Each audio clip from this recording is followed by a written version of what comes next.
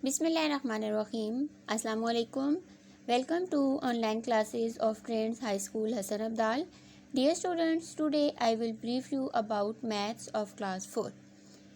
Dear students, as you all know, we have started our first term and here is your lecture number 7. Dear students, हम अपने आज के lecture को start करने से पहले थोड़ा सा अपने प्रीवियस लेक्चर के बारे में जानते हैं कि हमने अपने प्रीवियस लेक्चर में क्या पढ़ा था। डियर स्टूडेंट्स, जैसा कि आप सब जानते हैं कि अपने प्रीवियस लेक्चर्स में हमने यूनिट नंबर 2 को स्टार्ट किया था, जिसमें हमने ऑन योर ओन 2.1 का क्वेश्चन नंबर 1 सॉल्व किया था।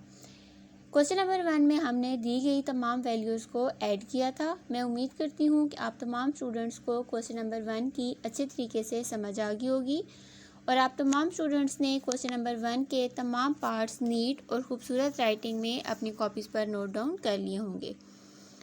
डियर स्टूडेंट्स, अपने आज के इस लेक्चर में हम ऑन योर ओन 2.1 का क्वेश्चन नंबर 2 सॉल्व करेंगे। क्वेश्चन नंबर 2 सॉल्व करने से पहले आइए हम सबसे पहले ये जानते हैं कि हमारे पास कम्यूटेटिव प्रॉपर्टी ऑफ एडिशन क्या है। Commutative property of addition: changing the order of numbers in addition does not affect their sum. कि इसका मतलब है कि हमें अगर कोई भी नंबर्स दिए हुए हैं, अगर हम उनको चेंज करके, यानी कि अगर हम फर्स्ट वाली वैल्यू को सेकंड पे और सेकंड वाली वैल्यू को फर्स्ट पे रख के अगर हम उनको ऐड करें तो उनका जो सम होगा वो इक्वल आता है, उसमें कोई भी चेंजेस नहीं होती। सपोज आपके पास 2 डिजिट्स हैं ए और बी, ठीक है, तो इस हमारे पास कम्यूटेटिव प्रॉपर्टी क्या होगी, A plus B is equal B plus A. Suppose हमारे पास ए की वैल्यू है 7 और बी की वैल्यू है 5, तो जब हम 7 और 5 को प्लस करेंगे तो हमारा आंसर आएगा 12। इसी तरह अगर दूसरी साइड पे हम बी प्लस ए को बी प्लस ए करेंगे और इन दोनों वैल्यूज़ को रीअरेंज करके आगे पीछे करके प्लस करेंगे तब भी हमारा आंसर सेम ही रहेगा।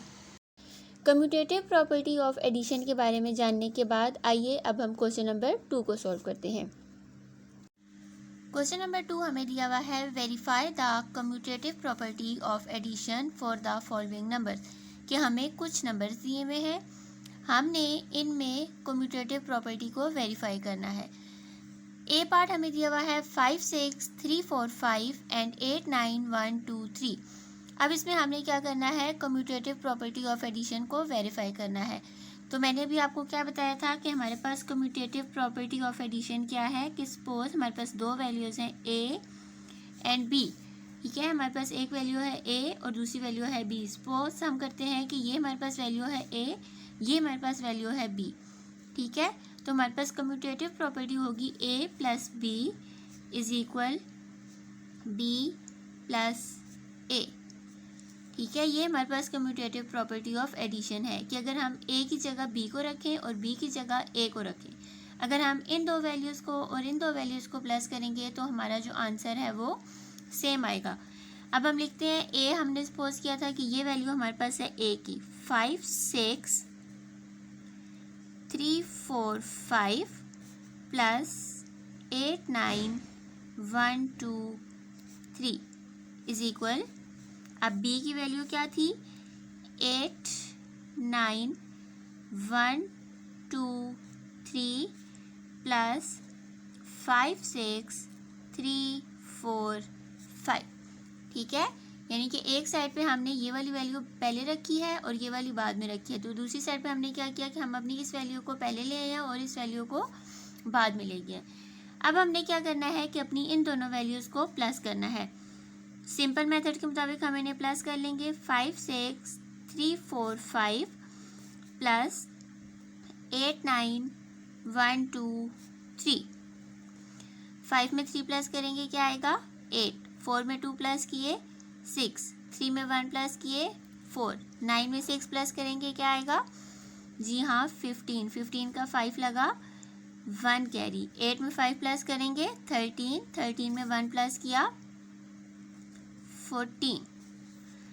इसी तरह अब इस साइड वाली दोनों वैल्यूज़ को प्लस करते हैं, 8 9 1 2 3 प्लस 5 6 3 4 5। अब 3 और 5 को प्लस करेंगे तो क्या आएगा 8, 2 प्लस 4 6, 1 प्लस 3 4, 9 प्लस 6 15, 15 का 5 लगा 1 कैरी, 8 प्लस 5 13, 13 में 1 प्लस किए 14। तो डियर स्टूडेंट्स, जैसे कि आपको नज़र आ रहा है कि हमने अगर इन दो वैल्यूज़ को और इन दो वैल्यूज़ को अगर हमने इनकी प्लेस चेंज करके इनको सम किया है तो इनकी जो प्लेस है उसको चेंज करने की वजह से इनके सम पर कोई भी असर नहीं पड़ता।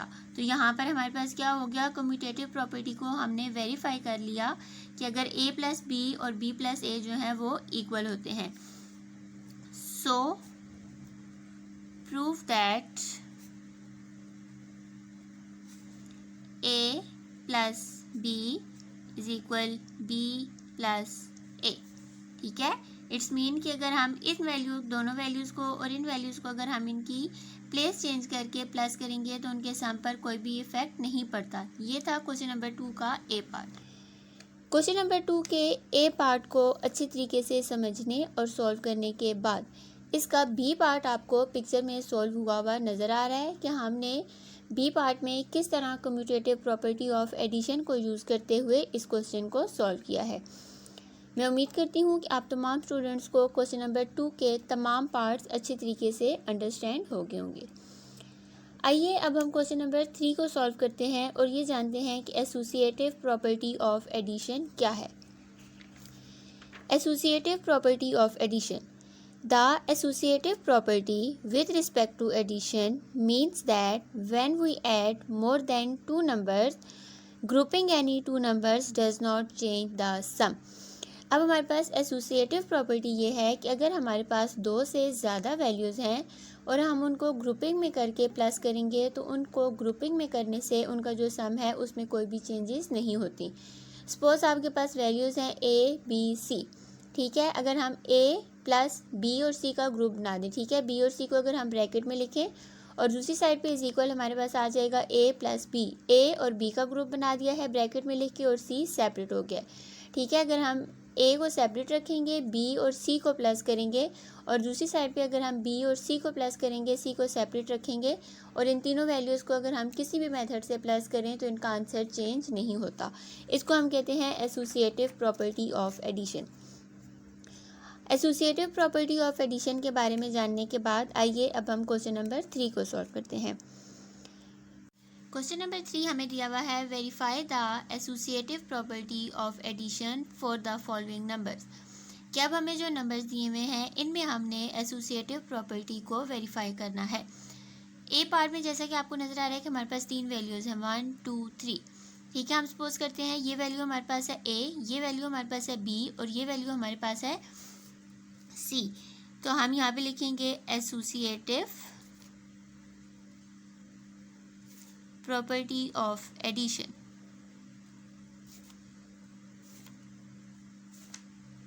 Associative property of addition. अब देखिए आपको नज़र आ रहा है हमारे पास 3 वैल्यूज़ हैं 1 2 3।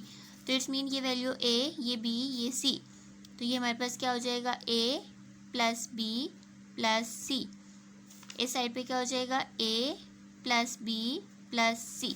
ठीक है, इट्स मीन के 3 वैल्यूज़ इस साइड पे हैं, 3 वैल्यूज़ इस साइड पे हैं। तो हमने क्या पढ़ा था कि अगर हम इनकी ग्रुपिंग करते हैं, ठीक है, अगर हम a और b को एक ग्रुप बना देते हैं और c को हम ग्रुप से अलहदा कर देते हैं। ठीक है, इसी तरह अगर हम इसकी दूसरी साइड पे देखें कि a प्लस बी प्लस सी, अब यहाँ पे a को हम सेपरेट कर देते हैं और b और c की हम ग्रुपिंग कर देते हैं। ठीक है, इट्स मीन कि अगर हम इन दो का ग्रुप बनाएं या इन दो का ग्रुप बनाएं तो इसके आंसर पे कोई भी इफेक्ट नहीं पड़ेगा। अब हम a की जगह अपनी वैल्यू लिखेंगे 2 4 6 7 1 प्लस 2 3 1 7 8 प्लस c की वैल्यू 1 2 3 2 8। अब इसी तरह यहाँ पर a की वैल्यू लिखेंगे 2 4 6 7 1 प्लस अब b की वैल्यू 2 3 1 7 8 प्लस 1 2 3 2 8। ठीक है, इट्स मीन कि 3 वैल्यूज़ इस साइड पे हैं और 3 वैल्यूज़ हमारे पास इस साइड पे हैं। अब हमने इन वैल्यूज़ को प्लस करना है। सबसे पहले हमने वो वैल्यूज़ प्लस करनी है जो हमारे पास ब्रैकेट में है। अब देखिए अगर हम इनको प्लस करें 2 4 6 7 1 में हमने प्लस करना है 2 3 1 7 8। ठीक है, अब हम 1 में 8 प्लस करेंगे तो क्या आंसर आएगा 9। 7 में 7 प्लस करेंगे तो आंसर आएगा 14। 14 का 4 लगा 1 कैरी। 6 प्लस 1 7, 7 में 1 प्लस किए 8, 4 प्लस 3 7, 2 प्लस 2 4। इट्स मीन कि जब हमने इस वैल्यू को और इस वैल्यू को प्लस किया है तो हमारा आंसर आया है 4 7 8 4 9। ठीक है, अब दो वैल्यूज़ को हमने प्लस किया था जिनकी हमने ग्रुपिंग की थी। अब इसी में हमने अपनी तीसरी वैल्यू को प्लस करना है। तीसरी वैल्यू हमारे पास क्या है 1 2 3 2 8। अब 9 में 8 को प्लस करेंगे क्या आएगा 17। 17 का 7 लगा 1 कैरी। 4 प्लस 1 5, 5 में 2 प्लस किए 7। 8 प्लस 3, 8 में 3 प्लस करें स्टूडेंट्स क्या आएगा 11। 11 का 1 लगा 1 कैरी। 7 प्लस 1 8, 8 में 2 प्लस किए 10। 10 का 0 लगा 1 कैरी। 4 plus 1 5, 5 plus 1 6।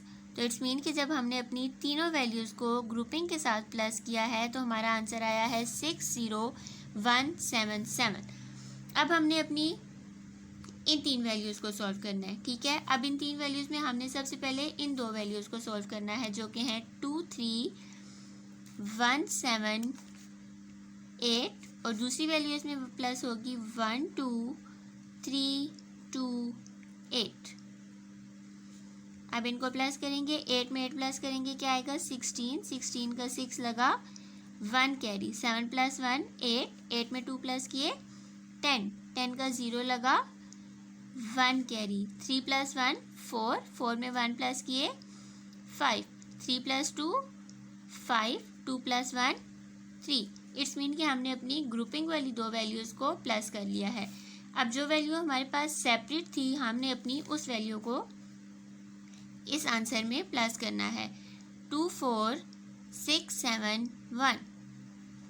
6 में 1 प्लस करें डियर स्टूडेंट्स क्या आंसर आएगा 7। अब 0 में 7 प्लस करेंगे तो क्या आएगा जी हाँ ये भी हमारे पास आएगा 7। अब 5 प्लस 6, 5 में 6 प्लस करेंगे तो क्या आएगा 11। 11 का 1 लगा 1 कैरी। 5 plus 1 6, 6 plus 4 10। 10 का 0 लगा 1 कैरी। 3 plus 1 4, 4 plus 2 6। आंसर क्या आ गया 60177। इट्स मीन कि अगर हम ए और बी की ग्रुपिंग करें या हम बी और सी की ग्रुपिंग करें, जब हम इन तीनों वैल्यूज़ को प्लस करते हैं ऐड करते हैं तो हमारे आंसर पे कोई भी डिफरेंस नहीं पड़ता। तो इसे हम कहते हैं एसोसिएटिव प्रॉपर्टी ऑफ एडिशन। ये था मेरे पास क्वेश्चन नंबर 3 का ए पार्ट। मैं उम्मीद करती हूँ कि आप तमाम स्टूडेंट्स को इस क्वेश्चन की अच्छे तरीके से समझ आ गई होगी। क्वेश्चन नंबर 3 के ए पार्ट को अच्छे तरीके से सॉल्व करने और समझने के बाद इसका बी पार्ट आपको पिक्चर में सॉल्व हुआ हुआ नज़र आ रहा है कि किस तरह हमने एसोसिएटिव प्रॉपर्टी ऑफ एडिशन का यूज़ करते हुए इन तीनों वैल्यूज़ को प्लस किया है। तो डियर स्टूडेंट्स मैं उम्मीद करती हूँ कि आप तमाम स्टूडेंट्स को क्वेश्चन नंबर 3 अच्छे तरीके से अंडरस्टैंड हो गया होगा। डियर स्टूडेंट्स ये था मेरा आज का लेक्चर जिसमें हमने कम्यूटेटिव प्रॉपर्टी ऑफ एडिशन और एसोसिएटिव प्रॉपर्टी ऑफ एडिशन से रिलेटेड क्वेश्चंस को सॉल्व किया है। मैं उम्मीद करती हूँ कि आप तमाम स्टूडेंट्स को आज का लेक्चर अच्छे तरीके से समझ आ गया होगा। अब आप तमाम स्टूडेंट्स ने क्वेश्चन नंबर 2 के दोनों पार्ट्स और क्वेश्चन नंबर 3 के दोनों पार्ट्स नीट और खूबसूरत राइटिंग में अपनी नीट कॉपीज़ पर नोट डाउन करने हैं और आपने इन दोनों क्वेश्चंस की अगेन एंड अगेन अपनी रफ कॉपी पर प्रैक्टिस करनी है। इंशाल्लाह अपने नेक्स्ट लेक्चर में हम ऑन योर ओन 2.1 के रिमेनिंग क्वेश्चंस को सॉल्व करने की कोशिश करेंगे। So dear students next lecture तक के लिए take care of your self, stay home, stay safe and don't forget to wash your hands. Thank you. अल्लाह हाफिज़।